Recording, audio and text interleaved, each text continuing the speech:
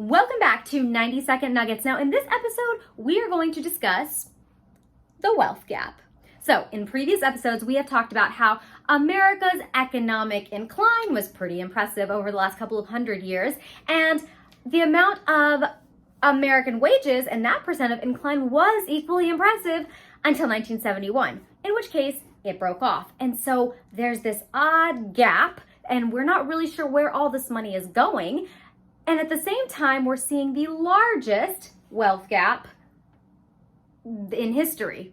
So this is the problem, is that America has the largest wealth gap of any first world country, and it is actually also larger than many third world countries. The reason this is significant is that it is kind of a key indicator of corruption, and in our case, very bad economic policy.